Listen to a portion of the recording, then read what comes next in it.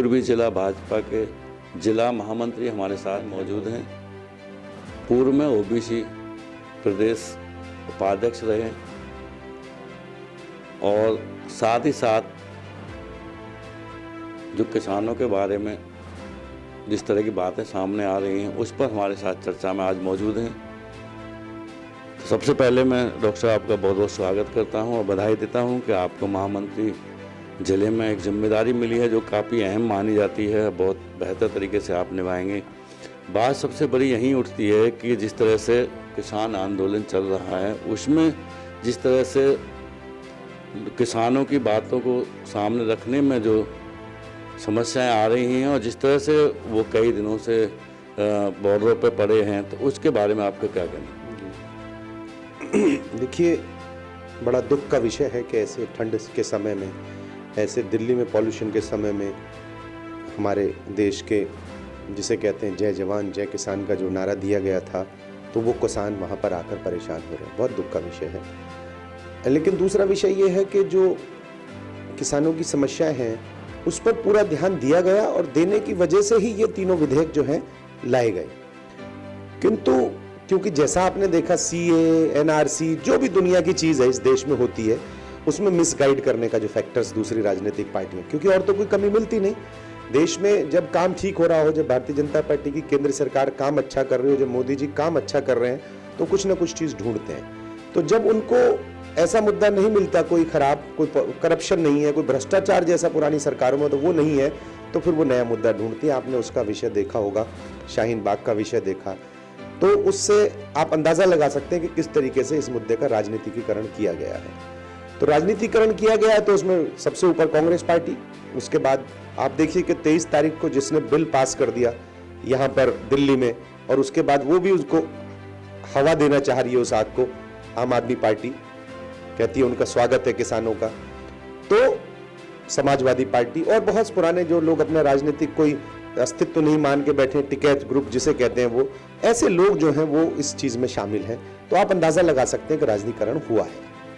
बात करने से देखा जा रहा है कि भाजपा एक पूरे देश को संभाल रही है, पूरा शीर्ष नेतृत्व प्रधानमंत्री जी कर रहे हैं, लेकिन किसानों को समझाने में कहीं ना कहीं आपको लग रहा है कि वो असफल दिखाई दे। देखिए, समझाया तो उसको जाता है जो समझने के लिए तैयार हो, और समझने के लिए तैयार तब होता है जब उसका राजनीतिकरण ना हो, क्योंकि ये तो विशेष पार्टी से आए हुए हैं। और विशेष पार्टी के साथ साथ वही एनआरसी, देखिए वो बूढ़ी अम्मा जो एनआरसी के लिए, सीए के लिए जो बैठी थी, वही आज प्रोग्राम में है। भीम आर्मी के चंद्रशेखर है। मतलब जिनको अपनी राजनीति किसी न भी किसी तरीके से निखारनी है, देश विरोधी ताकतों के साथ काम करना है, वो लोग इसमें मौजूद हैं।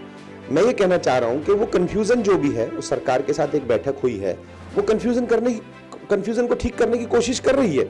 लेकिन जब तक वो पूरी तरह से दिमाग में नहीं आ जाता किसानों के, मुझे लगता है तब तक भारतीय जनता पार्टी को भी हम सफल नहीं मानेंगे उस मामले में। उनका जो विषय है वो यही है कि भाई एमएसपी से नीचे हमें कोई चीज ना मिले, जो वो 10 बार प्रधानमंत्री जी ने अपने भाषणों में, कृषि मंत्री ने, गृह मंत्री ने, मतलब जो भी उस चीज से संबंध रखता है मंत्रालय, उन्होंने कहा है कि उससे नीचे, एमएसपी से नीचे कोई खरीद फरोख्त आपको नहीं करनी पड़ेगी। बट उसके बाद भी विश्वास नहीं है उनको, जबकि बिल में लिखा हुआ है। और वो कुछ लोग कहते हैं हमें तो अलग से लिख के दे दें। तो जब बिल के अंदर ऑलरेडी है तो मुझे लगता है इसका कोई ना कोई समाधान आज या कल में सरकार निकाल लेगी। जिस तरह देखा जाता है, क्योंकि आपने भी माना कि किसान ठंड में बिल्कुल हैं, और हम लोग भी कहीं ना कहीं किसान के बेटे रहे हैं, तो हमें भी दर्द पता है कि किसान का कितना दर्द है। और वाकई कुछ बातें ऐसी भी हैं कि हो सकता है उनके मानने में सरकार देरी करिए, जल्दी मान ली जाए ताकि वो किसान अपने घर लौट जाए। जी बिल्कुल। देखिए, मैं ये मान के चलता हूँ, आज तक 70-75 साल में जो किसान की दुर्गति है उसके लिए कौन जिम्मेदार था? वही पार्टियां जो आज किसान के हित की बात कर रही हैं। अगर किसान को अभी तक नहीं, उस किसान सबसे बड़ी बात है विश्वास नहीं कर पा रहा किसी पे। क्यों? क्योंकि कहना मोदी के वो अभी तक छला गया है। लेकिन मोदी जी कह रहे हैं कि हम अपनी गंगा की तरह पवित्र आत्मा से अब किसानों के लिए काम करना चाहते हैं। जिस दिन सरकार बनी उसके बाद ही उन्होंने कहा कि हम इनकी जो है वो दुगनी कर देंगे, इनकी जो उपज है, उपज की वैल्यू है वो है। उनको अलग से पैसा दिया जा रहा है इसी बात के लिए कि जब तक तुम्हारी दुगनी नहीं हो जाती, 6,000 रुपया उनको देते हैं वो। तो मैं समझता हूँ अगर मानसिकता इतनी खराब भारतीय जनता पार्टी की होती किसानों के प्रति, तो ऐसे उपाय ना उठाए जाते। मंडियों को खत्म करने की बात हो रही है, मंडियों को स्ट्रॉन्ग किया गया, डिजिटलाइजेशन किया गया, 1000 मंडियों का डिजिटलाइजेशन किया गया है पिछले कुछ समय में ही। तो मैं समझता हूं कि अगर वो नहीं समझ पा रहे हैं तो समय तो इसलिए लग रहा है ना कि समझाने में समय लगता है। 50-52 ग्रुप्स हैं जिनको समझाने की बात कर रहे हैं, सबके अपने अपने राजनीतिक अस्तित्व हैं, अपनी राजनीतिक भाषाएं वो बोल रहे होंगे, तो सबको संगठित करके पार्टी कह रही है कि आप लोग 4-5 लोग डिसाइड करके 4-5-6 अपने नेतृत्व के लोग बना दो और हम उनसे बात कर लेते हैं। उसमें भी वो इंटरेस्टेड नहीं है, क्योंकि 50-52 लोगों का आप समझ सकते हैं एक टोकरी में मेंढकों को संभाल के रखने वाली स्थिति सरकार के सामने बनी हुई है।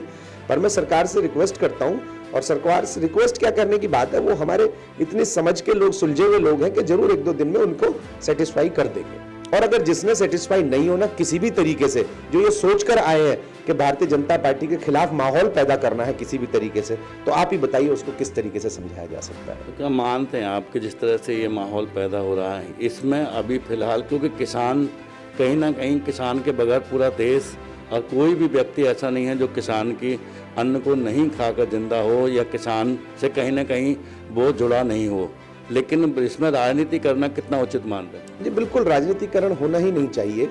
अगर कोई परेशानी ऐसी है और आने वाले समय में आती परेशानी, मैं नहीं समझता कि भारत की सरकार में मोदी जी, अमित शाह जैसे लोग बैठे हुए हैं, कृषि मंत्री नरेंद्र तोमर जैसे लोग बैठे हुए हैं, जो कि अगर कोई भी नुकसान किसानों को इस मुद्दे पे होता दिखाई देता उनको, तो तुरंत उसमें कुछ ना कुछ बदलाव करने की कोशिश करते हैं। पर अभी लागू हुआ है, लागू होने के बाद उसके रिजल्ट्स अभी सामने नहीं आए हैं।